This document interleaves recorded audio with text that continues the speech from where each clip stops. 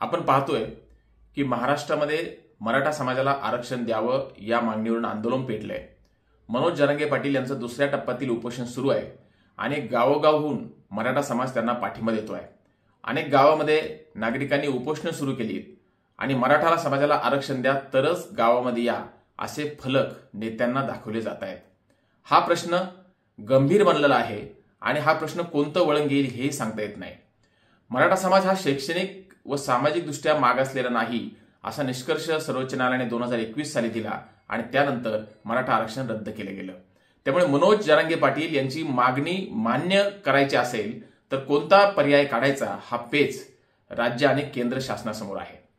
मराठा समाज हा शैक्षणिक व सामाजिक दृष्ट्या मागासलेला नाही असं सर्वोच्च न्यायालय म्हणत आहे, मात्र ऐतिहासिक पुरावे काय आहेत त्या संदर्भात आपण आजच्या व्हिडिओमध्ये जाणून घेणार आहोत। मी सुधीर लंके आणि मुद्द्याला धरून या विषयामध्ये आज आपण हे पुरावे पाहूया। सर्वप्रथम आपण महात्मा ज्योतिराव फुले यांनी काय म्हटलं ते पाहूया। महात्मा ज्योतिराव फुले यांनी शेतकऱ्याचा आसूड हा ग्रंथ लिहिला। या ग्रंथाच्या उपोद्घातामध्ये महात्मा फुले असं म्हणतायत की वाचक हो, सांप्रत शेतकरी म्हटले म्हणजे त्यामध्ये 3 भेद आहेत, शुद्ध शेतकरी अथवा कुणबी, माळी व धनगर। आता हे 3 भेद होण्याची कारणे पाहिली असता मूळचे जे लोक शुद्ध शेतकीवर आपला निर्वाह करू लागले ते कुळवाडी अथवा कुणबी, जे लोक आपले शेतकीचे काम सांभाळून बागायती करू लागले ते माळी व जे ही दोन्ही कामे करून मेंढरे बकरी वगैरेचे कळप बाळगू लागले ते धनगर। असे निरनिराळ्या कारणांवरून प्रथम हे भेद उपस्थित झाले असावेत, परंतु आता या 3 पृथक जातीच मानतात। याचा सांप्रत आपसात फक्त बेटी व्यवहार मात्र होत नाही, बाकी अन्न व्यवहार आदी सर्व काही होते। यावरून कुणबी, माळी व धनगर पूर्वी एकाच शेतकरी जातीचे असावेत, आता पुढे या 3 जातीतील लोक आपला मूळचा शेतकीचा धंदा निरुपायाने सोडून उदरनिर्वाहास्तव नाना तऱ्हेचे धंदे करू लागले। महात्मा ज्योतिराव फुले यांनी ही जी काही मांडणी केलेली आहे यावरून एक श्लेष असा निघतो की कुणबी, माळी आणि धनगर या 3ही जातींचा मूळ व्यवसाय हा शेतीचा आहे आणि या 3ही जातींचं स्वरूप सुद्धा एकच आहे असं महात्मा फुले यामध्ये म्हणताना दिसत आहे। महात्मा ज्योतिराव फुले यांची जर मांडणी पाहिली तर त्यामध्ये त्यांनी मराठा कुणबी हा भेद केलेला दिसत नाही। सरसकट सर्व शेतकऱ्यांना त्यांनी कुणबी म्हणून संबोधलेले दिसत आहे। 1905 मध्ये हैदराबाद स्टेटमध्ये जी जनगणना झाली होती त्या जनगणनेमध्ये देखील मराठा कुणबी अशाच नावाने लोकसंख्या दाखवलेली दिसते एकत्रित। महर्षी विठ्ठलरामजी शिंदे हे लिखाणामध्ये असं म्हणतात की मराठ्यांचे धंदे 2, शेतकी व शिपाईगिरी आणि कुणब्यांचा शेतीचा एकच असे आम्ही वर म्हणालो। यावरून मराठा हे कसब्यात राहणारे आणि कुणबी गावखेड्यात राहणारे हे सिद्ध होते, पण या दोघांचा इतका एकजीव झाला आहे की धंद्याच्या दृष्टीने त्यांच्यात भिन्न कल्पने केवळ अशक्य झाले आहे। म्हणजे सर्व विचारवंतांची मांडणी हे सांगते की मराठा कुणबी याच्यामध्ये भेद करता येत नाही। आज मात्र मनोज जरांगे पाटील यांची तीच मागणी आहे की सर्व कुणबी समाजाला सरसकट ओबीसीमध्ये समाविष्ट करावं आणि दुसरा एक विचार प्रवास सांगतो की कुणबी मराठा एक नाही, त्यामुळे मराठ्यांना आरक्षण देता कामा नये। हा खरा पेच आहे। राजश्री शाहू महाराज यांनी 28 जुलै 1902 मध्ये करवीर संस्थांमध्ये 50% आरक्षण देण्याबद्दलचा हुकुमनामा काढला। या हुकुमनाम्यामध्ये शाहू महाराजांनी म्हटलंय की या रीतीस अनुलक्षून महाराज सरकार असा हुकूम करतात की हा हुकूम पोहोचल्या तारखेपासून रिकामे झालेल्या जागांपैकी 50% जागा मागासलेल्या लोकांस भराव्या। ज्या ऑफिसांमध्ये मागासलेल्या वर्गांच्या अंमलदारांचे प्रमाण सध्या 50% पेक्षा कमी असेल तर पुढची नेमणूक या वर्णातील व्यक्तीची करावी। या हुकुमाच्या प्रसिद्धीनंतर केलेल्या सर्व नेमणुकांचे तिमाही पत्रक प्रत्येक खात्याच्या मुख्यांनी सरकारकडे पाठवावे आणि याच्यामध्ये एक सूचना देण्यात आली आहे। मागासलेल्या वर्णांचा अर्थ ब्राह्मण, प्रभू, शेनवी, पारशी व दुसरे पुढे गेलेले वर्ण खेरीज करून सर्व वर्ण असा समजावा। याचा अर्थ असा निघतो की शाहू महाराजांनी देखील मराठा समाजाचा मागासलेल्या प्रवर्गामध्ये समावेश केलेला आहे। शाहू महाराजांनी हे धोरण जेव्हा जाहीर केलं त्यानंतर लोकमान्य टिळकांच्या केसरीमधून टीका झाली होती आणि त्यात असं म्हटलं गेलं होतं की काही मराठ्यांना पद देण्यासाठी हा आरक्षणाचा आदेश काढला गेला आहे। या संदर्भातील सर्व संदर्भ हे यदी फडके यांच्या लिखाणामधनं वेळोवेळी समोर आलेले आहेत। डॉक्टर बाबासाहेब आंबेडकर यांनी 27 जानेवारी 1919 रोजी साऊथ बरो समितीसमोर एक निवेदन सादर केलं। बाबासाहेबांच्या आयुष्यातील हे पहिलं निवेदन मानलं जातं की ज्याच्यामध्ये त्यांनी दलितांच्या हक्कांची आणि इतर वर्गांच्या हक्कांची देखील मागणी केली होती आणि त्याच्यामध्ये डॉक्टर आंबेडकरांनी असं निष्कर्ष सांगितलेला आहे त्या निवेदनामध्ये की तत्कालीन कौन्सिलमध्ये मराठा समाजाचे व्होटर्स आणि त्यांचे प्रतिनिधी यांचं प्रमाण हे कमी दिसत आहे लोकसंख्येच्या तुलनेमध्ये. त्यामुळे मराठ्यांचा विशेष बाब म्हणून विचार करण्याची आवश्यकता आहे. याचा अर्थ की बाबासाहेबांनी सुद्धा की मराठा समाजाला जे काही हक्क मिळत आहे ते कमी प्रमाणात मिळत आहे हे त्यावेळी त्या निवेदनात मान्य केलेलं आहे. मराठा समाज मागासलेला आहे या संदर्भातील आणखी एक दस्तऐवज पाहूया. तत्कालीन गव्हर्नमेंट ऑफ बॉम्बे यांनी 23 एप्रिल 1942 रोजी एक आदेश काढला होता. या आदेशामध्ये ते असं म्हणतायत तत्कालीन सरकार की government is pleased to direct that the communities included in the schedule A and B should be classified as intermediate and backward respectively for the purpose of recruitment to government services.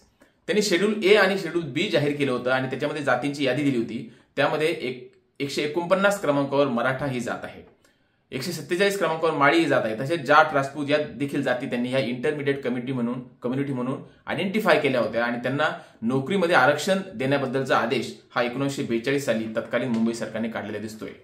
स्वतंत्र भारतामध्ये मात्र मराठा समाज हा आरक्षणामधून वगळला गेला. महाराष्ट्रामध्ये मागास जाती ठरवण्यासाठी जवळपास 4 आयोग झाले. या 4ही आयोगांमध्ये मराठा समाजाच्या आरक्षणाचा विचार कसा झाला ते आपण आता पाहूया. सर्वप्रथम 1961 साली बी.डी. देशमुख ही कमिटी नेमली गेली. मात्र ह्या कमिटीचा उद्देश कुठली जात मागास आहे हे ठरवणं नव्हता, तर सध्या जे काही इतर मागास प्रवर्गाला आरक्षण दिलं जात आहे ते त्यांना मिळतं आहे का, ते रिक्रुटमेंट कशा पद्धतीने होते आहे, त्याच्यामध्ये काय सुधारणा करणं आवश्यक आहे याबद्दलची चाचपणी करण्यासाठी हा बी.डी. देशमुख आयोग नेमला होता आणि त्यांनी काही शिफारशी केल्या होत्या. उदाहरणार्थ की रिक्रुटमेंटची प्रोसेस कशी असावी, मागासवर्गीय विद्यार्थ्यांसाठी वसतिगृह सुरू केले जावेत, अशा पद्धतीच्या सूचना या समितीने केल्या होत्या. त्यानंतर 2001 साली खत्री आयोग आला. या खत्री आयोगाच्या निष्कर्षानंतर मराठा कुणबी आणि कुणबी मराठा यांचा समावेश हा ओबीसी प्रवर्गात केलेला दिसतो आहे 2004 साली. त्याच्यानंतर आला बापट आयोग 2008 साली. या बापट आयोगाने मराठा समाज शैक्षणिक आणि सामाजिक दृष्ट्या मागासलेला नाही असा निष्कर्ष दिला. बापट आयोगामध्ये एकूण 8 सदस्य होते. त्यांच्यामध्ये एकमत झालं नाही, याच्यावरती मतदान घेतलं गेलं आणि त्यावेळेस 4 सदस्यांनी मराठा समाज मागासलेला नाही असा निष्कर्ष दिला, तर 3 सदस्यांनी सांगितलं की मराठा समाज मागासलेला आहे. मात्र बापट आयोगावरती आक्षेप घेतले गेले की कुठल्याही समाजाचं मागासलेपण कसं ठरवायचं याच्याबद्दल काही शास्त्रशुद्ध पद्धती आहेत. या पद्धतीनुसार बापट आयोगाने महाराष्ट्रामध्ये व्यापक सर्वेक्षण केलेलं नाही आणि त्यामुळे बापट आयोगाचा अहवाल हा अधुरा आहे अशा पद्धतीचं मत मंत्रिमंडळाचं पडलं आणि बापट आयोगाबद्दल आक्षेप उपस्थित झाले. पुढे 2013 मध्ये महाराष्ट्रामध्ये मराठा समाजाच्या आरक्षणाचा विचार करण्याबद्दल राणे समिती अपॉइंट केली गेली. राणे समितीने महाराष्ट्रातून काही सांख्यिकी डाटा मिळवला आणि त्या आधारे त्यांनी जो अहवाल दिला त्यानंतर ESBC म्हणजे एज्युकेशनली आणि सोशली बॅकवर्ड क्लास अशा पद्धतीचा प्रवर्ग तयार केला गेला आणि मराठा समाजाला 16% आरक्षण दिलं गेलं. मात्र ते देखील न्यायालयात टिकलं नाही. त्यानंतर MG गायकवाड आयोग आला 2017 साली आणि या गायकवाड आयोगाच्या अहवालानंतर पुन्हा एकदा SCBC म्हणजे सोशली आणि एज्युकेशनली बॅकवर्ड क्लास म्हणून मराठा समाजाचा विचार झाला आणि 16% आरक्षण देण्याचा निर्णय झाला. त्याही निर्णयाला अगोदर हायकोर्टामध्ये आव्हान दिलं गेलं, मात्र हायकोर्टाने ते आरक्षण मान्य केलं. नंतर सुप्रीम कोर्टामध्ये जेव्हा हा विषय गेला तेव्हा सुप्रीम कोर्टाने सांगितले की मराठा समाज हा शैक्षणिक व सामाजिक दृष्ट्या मागासलेला नाही असं सांगून ते आरक्षण रद्द केलं. त्यामुळे आजचा हा पेच निर्माण झालेला आहे. देश पातळीवरती मागास प्रवर्गाबद्दल 3 आयोग नेमले गेले. पहिला आयोग नेमला गेला 1955 साली काका कालेलकर आयोग. त्या आयोगाने मराठा समाजाबद्दल काही शिफारस केली नाही. त्यानंतर जो गाजलेला आयोग 1978 साली नेमला गेला मंडोल आयोग. मंडोल आयोगाच्या अहवालानंतर VP सिंग यांनी ओबीसीसाठी 27% आरक्षण लागू केलं. मात्र त्यामध्येही देखील मराठ्यांचा समावेश नव्हता.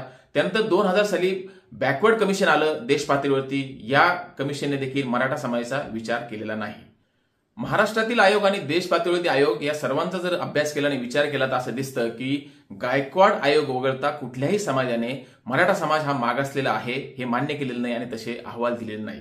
मात्र शाहू फुले आंबेडकर यांनी जी काही मांडणी केलेली आहे ती मांडणी सांगते की मराठा समाज हा मागासलेला आहे.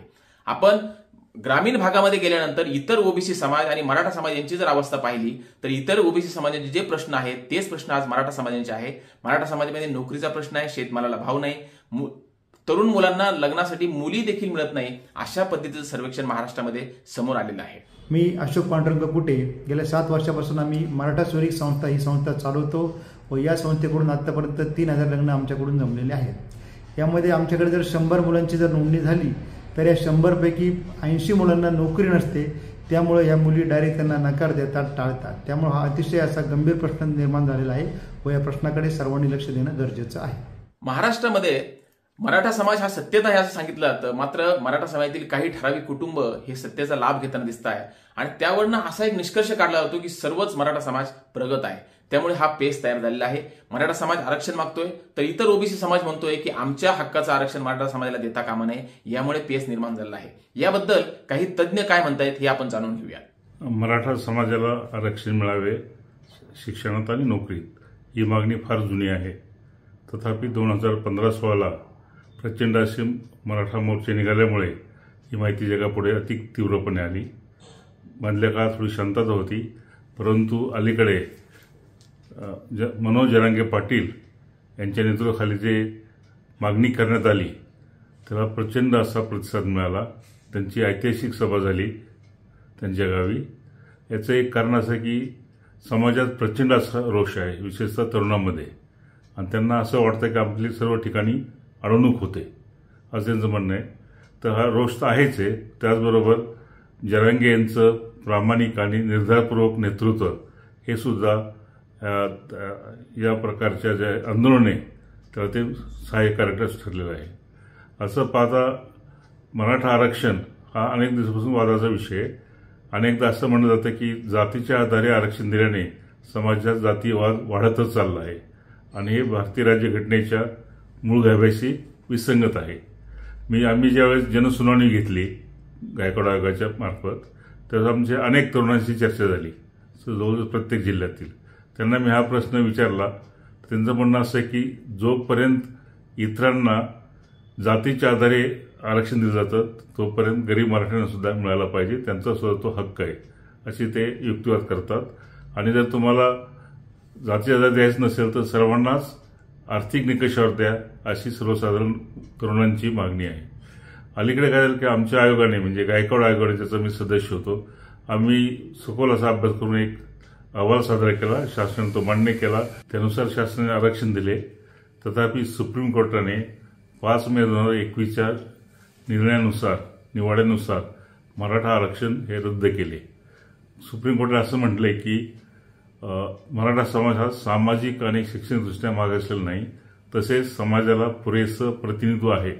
त्यामुळे 15(4) आणि 16(4) या अनुच्छेदाप्रमाणे ज्या सवलती मिळतात शिक्षण नोकरीत त्या मिळण्यासाठी मराठा समाज अपात्र ठरतो.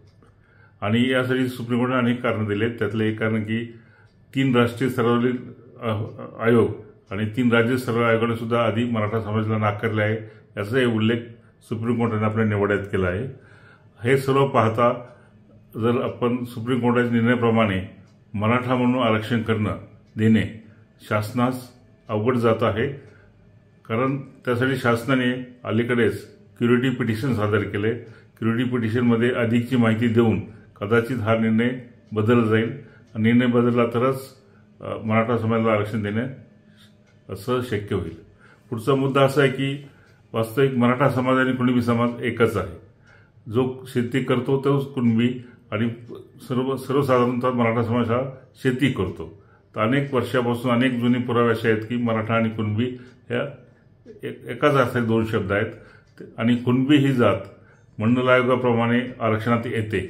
तेव्हा जर आपण मराठा समाजाला कुणबी प्रमाणपत्र देता आलं तर मला वाटतं, माझं मत असं की सुप्रीम कोर्टात निर्णय आडवा येणार नाही. कारण कुणबी ऑलरेडी मराठा समाज हा मूलतः कुणबी आहे आणि कुणबी प्रत्यक्षात यादीमध्ये आहे. त्यामुळे ती अडचण येणार नाही, कायदेशीर अडचण येणार नाही.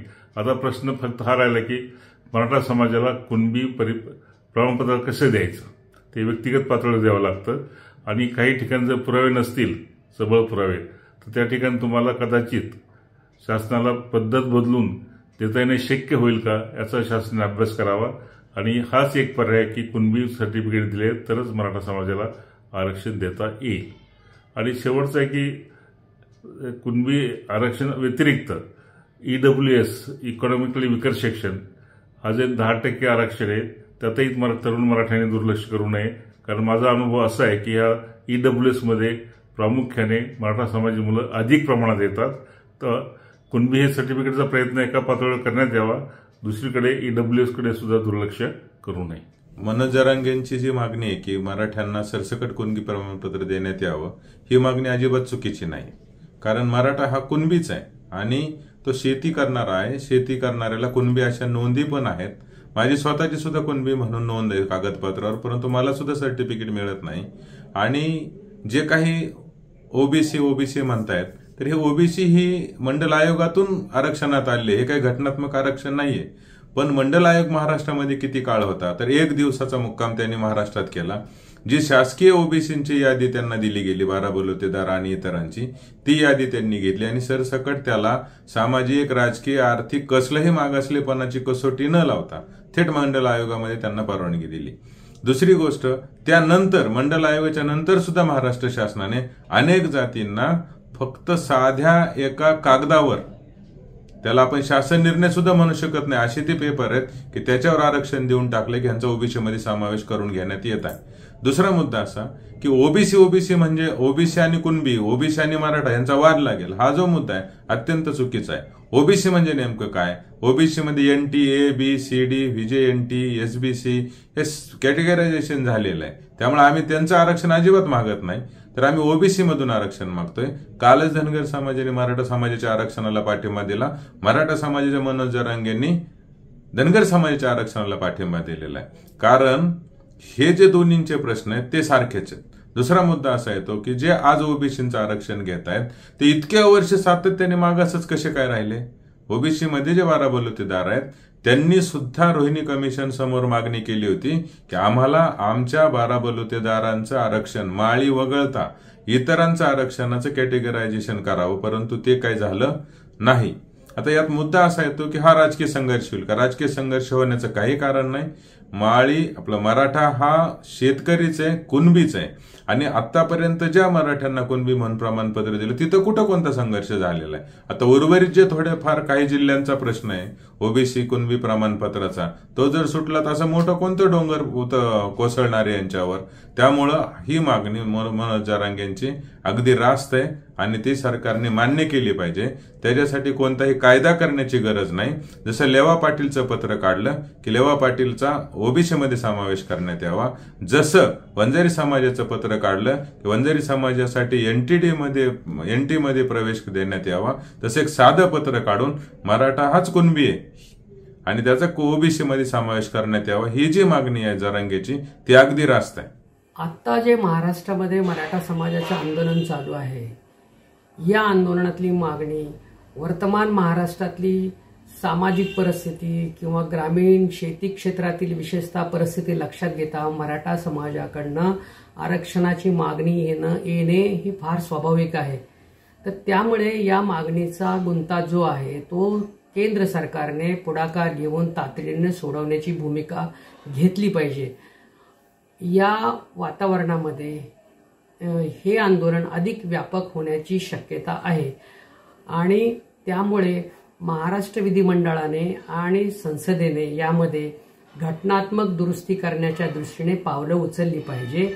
इव्हन मी आपल्याला सांगेल की डॉक्टर आंबेडकरांनी देखील जानेवारी 1919 मध्ये जे पहिलं निवेदन या देशातील आर्थिक, सामाजिक, राजकीय सुधारणांच्या संदर्भामध्ये केलं, त्या निवेदनामध्ये देखील मराठा समाजाच्या राजकीय आरक्षणाची मागणी स्वतः डॉक्टर आंबेडकरांनी 1919 सालीच केलेली आहे. आपण तज्ञांच्या प्रतिक्रिया ऐकल्या.